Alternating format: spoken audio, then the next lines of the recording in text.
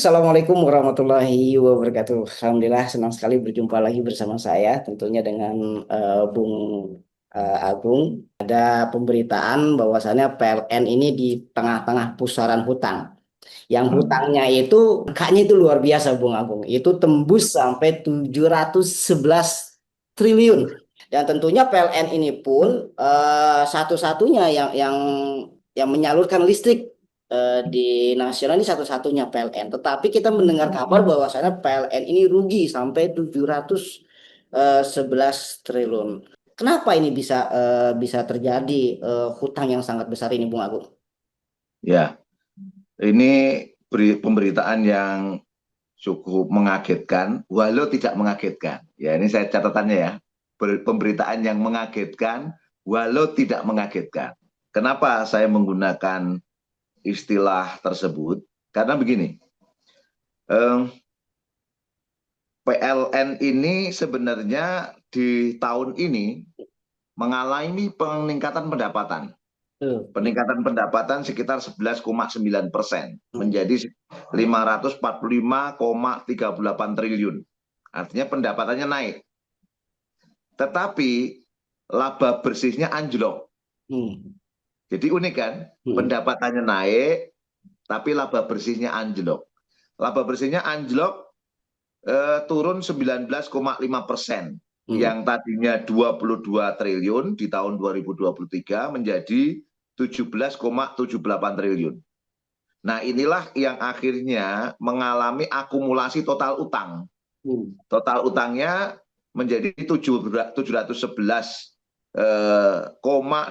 triliun rupiah. Nah, akumulasi utang ini kalau disetarakan, eh, penambahannya itu sebesar 158,7 miliar setiap harinya. Jadi itu 711 triliun tadi dibelah menjadi harian, Hmm. maka setiap hari, ya, begitu bangun tidur melek, maka PLN itu langsung tambah hutang 158,7 miliar setiap harinya. Ya, yang menjadi pertanyaan menggelitik persis yang ditamakan Ehsan tadi, kan PLN itu dikasih monopoli. Hmm. PLN itu yang menyalurkan semua listrik di seluruh negeri ini ke setiap rumah, setiap pabrik, setiap toko, kan hanya PLN. Kenapa kok bisa sampai seperti itu gitu? Nah, ini yang patut menjadi satu pertanyaan menggelitik memang buat kita, kok bisa gitu ya. Kalau kita mendiagnosis struktur utang PLN ini, lonjakan utang jangka pendek itu yang paling besar. Hmm. Lonjakan utang jangka pendek. Eh, Bacaannya adalah utang jangka pendeknya di tahun 2023 itu 143 triliun rupiah sekian ya. Kemudian posisi 2024 utang jangka pendeknya itu meningkat menjadi 172 triliun. Secara akumulasi prosentase terjadi pertumbuhan, eh, utang PLN untuk yang jangka pendek 20%. Oke. Sementara kalau utang jangka panjangnya itu tahun 2023 itu 511,80 triliun, Hmm. kemudian tahun 2023 naik menjadi 539,10 triliun. Hmm. Bicara pertumbuhan utangnya untuk jangka panjang itu naik 5,33%. Nah, totalnya akhirnya jangka pendek dan jangka panjang tadi tahun 2023 itu 654,90 triliun, terus meningkat di tahun 2024 menjadi 711,10 triliun. Jadi logika terkait dengan struktur utangnya seperti yang saya sebutkan tadi. Ada utang jangka pendek, ada utang jangka panjang. Nah, utang jangka pendek ini yang melompat dahsyat, sampai ke 20%, sementara yang jangka panjang itu di 5,334%. Nah, akumulasi inilah yang, nampak dalam utang 711,10 triliun itu. Nah, kenaikan utang jangka pendek yang agresif itu ya hingga 20 sekian persen itu mengindikasikan adanya tekanan Hmm. terkait kas operasional PLN itu ya, yang diduga kuat ya, yang kuat memang ada apa namanya, ada peningkatan yang begitu sangat dahsyat sekali. Dan kenapa kok ada peningkatan yang sangat dahsyat? Itu yang akan menjadi analisis-analisis kita dalam pertanyaan-pertanyaan berikutnya. Gitu, Bung. Ya, kemudian bagaimana sih Bung Agung melihat terkait anatomi masalah PLN ini? Ini menarik ya. Kenapa kok PLN bisa begitu sangat merugi, begitu sangat terbebani utang dengan angka yang begitu sangat dahsyat ini, 711 triliun ini. Ternyata kalau kita baca anatomi masalahnya, masalah yang pertama itu ada belenggu kontrak take or pay, Hmm. ya, dengan pembangkit listrik swasta yang namanya IPP namanya. IPP itu Independent Power Producer, yaitu produsen listrik swasta, di mana ini adalah hasil dari liberalisasi sektor listrik ya di tahun 80 90-an atau neoliberalisme di bidang listrik, di mana pada waktu itu dibuka lebar-lebar listrik itu boleh diproduksi oleh swasta. Oke. Nah, itu tahun 80 90-an di masa-masa akhir Orde Baru, dilanjutkan semakin dahsyat pasca reformasi. Itu sangat jelas sekali, dan ada skema yang disebut dengan take or pay. Take or pay itu maknanya ya PLN itu wajib membayar seluruh eh, kapasitas listrik yang diproduksi oleh pembangkit listrik swasta ini tadi atau IPP ini tadi. Jadi terlepas dari apakah energi tersebut benar-benar terserap oleh konsumen atau tidak, ya, maka PLN harus membeli hasil listrik dari swasta. Jadi kalaupun misalnya serapannya kecil, sementara yang diproduksi besar, tetap hasil produksinya harus diserap habis-habisan, ya. Semua produksinya harus diserap habis-habisan, nggak bisa tidak, gitu. Ya, itu wajib sifatnya. Jadi inilah yang kemudian menjadi skema yang problematik gitu. Listrik itu konsumennya terbatas, sementara power supply-nya meningkat drastis, harus dibeli oleh PLN. Itu kewajiban take or pay-nya itu begitu gitu. Nah, beban pembelian listrik dari swasta ini mencakup biaya kurang lebih 36% dari total pengeluaran operasional. Ya, lebih dari 80% pembelian listrik dari swasta itu eh, harganya pun fluktuatif gitu. Ini yang menjadi pembebanan paling berat buat PLN sekarang ini. Kita tahu memang tahun 80 90-an sampai kemudian awal reformasi itu gila-gilaan terjadinya liberalisasi sektor hulu kelistrikan kita itu. Jadi semua itu mengalami suatu kondisi yang disebut sebagai beban buat PLN di sektor hulunya tadi, itu semua harus diserap oleh PLN. Sementara eh, kebutuhan masyarakat akan listrik itu ternyata lebih sedikit daripada suplai ini. Inilah yang mengalami kerugian luar biasa yang dialami oleh PLN dalam kondisi seperti yang saya sebutkan tadi itu. Nah, ini problematik yang pertama. Kemudian problematik yang kedua itu warisan proyek 35.000 megawatt, ya. Proyek ini diluncurkan dengan asumsi pada waktu itu bahwa pertumbuhan ekonomi, pertumbuhan permintaan listrik itu sekitar 8% per tahun. Diprediksi ya, diprediksi nanti itu akan ada peningkatan jumlah kebutuhan listrik 8% per tahun. Realisasinya itu ternyata hanya 4-5% per tahun. Ini menciptakan jurang pasokan itu jauh lebih besar daripada permintaan, terutama di Jawa Bali. Muncullah yang disebut dengan oversupply akhirnya. Oversupply, ya. Volume energi tidak diserap itu hampir 37,6 ribu gigawatt. Wow, luar biasa ini ya.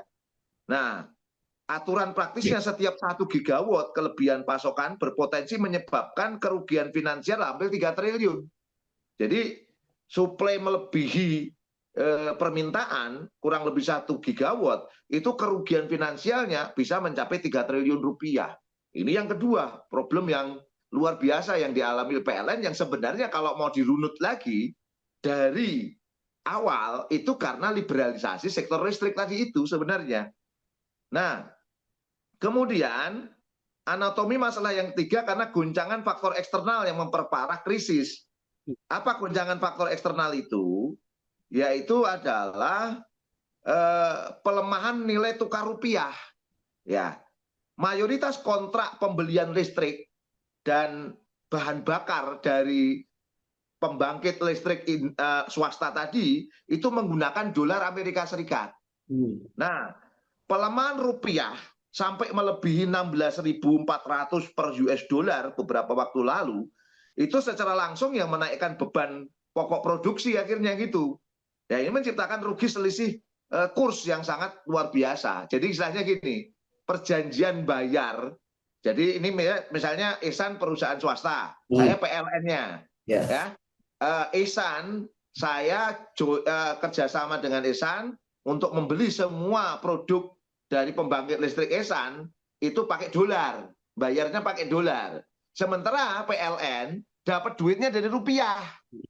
Nah, sementara rupiah itu mengalami kondisi yang pelemahan tadi itu sehingga apa namanya kurs dolar itu dengan rupiah anjlok gitu loh. Sampai melebihi 16.400. Nah, kelebihan kurs dolar ini yang menyebabkan istilahnya kan kerugian buat PLN dong karena harus merubah jadi dolar, dolar baru dibayarkan kepada IPP ini tadi. Nah, ini problem yang keempat. Memang. Problem yang ketiga, problem yang ketiga. Problem yang keempat lah isu fundamental tata kelola. Tata kelola dari PLN itu sendiri. Ya, kita tahu bahwa kondisi utang yang terus membesar, sementara laba turun, ini indikator bahwa strategi korporasi belum mampu mengimbangi inefisiensi sistemik. Apa inefisiensi sistemik itu? Intervensi politik kayak Pertamina yang kita obrolin kemarin. Apa? Ya PLN itu ya banyak orang tahu bahwa jajaran petinggi-petingginya itu sebenarnya keputusan politik daripada teknokratis profesional ya. Akhirnya apa? Ya sudahlah problem-problem korupsi terjadi juga di tubuh PLN itu sendiri. Jadi 4 faktor inilah yang menjadi anatomi problematik buat PLN akhirnya. Yang pertama tadi karena perjanjian liberal terkait dengan pasokan dari pembangkit listrik swasta atau IPP itu diserap habis oleh PLN, tak terlepas dari kebutuhannya yang minim. Terus kemudian karena proyek apa namanya warisan 35.000 megawatt yang ini ternyata tidak sesuai asumsi hingga oversupply. Kemudian goncangan faktor eksternal yaitu karena kurs rupiah yang selalu fluktuatif yang terus meningkat dibanding dolar Amerika Serikat. Ini menjadi problem karena apa namanya ikatan antara PLN dengan pembangkit listrik swasta tadi pakai dolar, sementara PLN mendapatkan duitnya dari dolar. Kemudian yang keempat, tata kelola yang problematik dalam tubuh PLN sendiri yang diduga memang rawan akan korupsi yang cukup besar. Gitu, Bung. Ya, 4 hal yang dijabarkan oleh Bung Agung tadi ini yang menjadikan permasalahan yang ada di PLN sehingga ini kan dampaknya ke masyarakat. Nah, kita tentunya berharap siapapun berharap PLN ini tetap dalam kondisi baik-baik saja. Namun bagaimana Bung Agung melihat atau bagaimana solusinya terkait tentang masalah yang ada di tubuh PLN ini yang menyebabkan kerugian itu sampai 11 triliun. Ini bukan angka yang sedikit Bung Agung. Ini bagaimana solusinya gitu Bung Agung? Ya, ini problem yang paling mendasar. Ini yang paling mendasar sekali lagi itu karena problematik liberalisasi PLN tadi yang memberikan ruang kepada independent power producer, yaitu produsen terkait dengan listrik swasta itu hadir. Ini problem yang paling besar menurut saya. Dan kenapa? Karena dalam perspektif kapitalisme liberal itu memang listrik itu bisa dijadikan sebagai bahan untuk bisnis gitu atau semacam produk bisnis. Nah, ini berbeda konteksnya dengan solusi yang harus diberikan terhadap masalah ini. Oleh karena itu, solusi yang penting terkait dengan listrik ini harus mengembalikan listrik itu betul-betul milik rakyat, bukan sesuatu yang bisa diperdagangkan oleh swasta. Jadi harus benar-benar menjadi milik rakyat. Kalau dalam bahasa Islam namanya milkiyatul ammah, ya, milkiyatul ammah. Dengan memposisikan energi termasuk dalamnya listrik itu menjadi milik umum, maka haram hukumnya untuk diswastanisasi. Ketika haram hukumnya untuk diswastanisasi, maka orientasi listrik, orientasi pengelolaan listrik itu betul-betul untuk pelayanan kepada rakyat. Itu yang paling pokok. Karena dari sinilah akhirnya problem utang itu muncul, yaitu apa? 711 triliun tadi muncul karena beban yang harus dipikul oleh PLN untuk membayar kepada independen power producer tadi itu. Nah, ini yang harus diselesaikan. Poin dasar yang paling utama, demi keadilan, demi kebenaran, maka listrik harus dimiliki oleh rakyat sepenuhnya, dikelola negara dengan tata kelola yang baik. Ini yang pertama yang harus dipastikan dimengerti. Kemudian yang kedua, harus membangun tata kelola yang baik di tubuh PLN. Tata kelola yang baik apa maknanya? Jangan sampai PLN ini berisi problem-problem korupsi. Dan harus dihindarkan PLN ini dari kepentingan-kepentingan politik. Pemilihan direktur-direktur utama PLN, petinggi-petinggi PLN harus dilandaskan pada teknokratis profesional, bukan dilandaskan pada patron klien terkait dengan politik. Karena dengan patron klien dan intervensi politik, ini yang menyebabkan PLN akan mengalami problem seperti sekarang ini, yaitu digerogoti tikus-tikus korup, yang sebenarnya ini sudah sangat jelas di depan mata, tapi aparat membiarkan ini berjalan begitu rupa. Oleh karena itu, tata kelola PLN harus bebas dari korupsi, harus bersih, harus transparan. Itu yang kedua. Yang ketiga, sangat jelas tadi, tidak boleh kita menggabungkan rupiah ini dengan dolar. Karena dengan seperti itu, maka moneter kita itu akan digoncang seenak udelnya sendiri oleh dolar Amerika Serikat. Seperti yang terlihat tadi itu, untuk membayar pakai dolar, sementara kita dapat rupiah. Kurs ini yang menyebabkan problematik luar biasa, karena standar mata uang. Oleh karena itu, menarik yang ditawarkan oleh Islam, yaitu bagaimana mata uang itu berbasiskan sesuatu yang stabil, yang kuat, yaitu berbasiskan logam mulia, yaitu dinar dan dirham. Dinar itu akan membackup fungsi mata uang emas, sementara dirham akan basically terkait dengan mata uang berbasiskan logam mulia perak.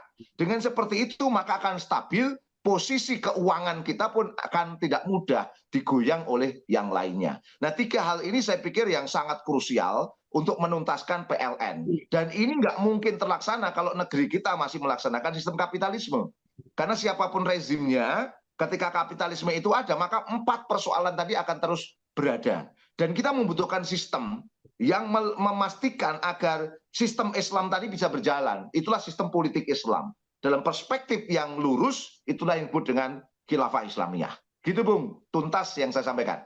Ya, terima kasih Bung Agung atas yang disampaikannya. Mudah-mudahan ini menjadi kebaikan bagi kita semua dan tentunya kita berharap ada perubahan di dalam negeri ini. Sekali lagi terima kasih Bung Agung yang telah menemani saya. Nextnya kita akan berbincang kembali.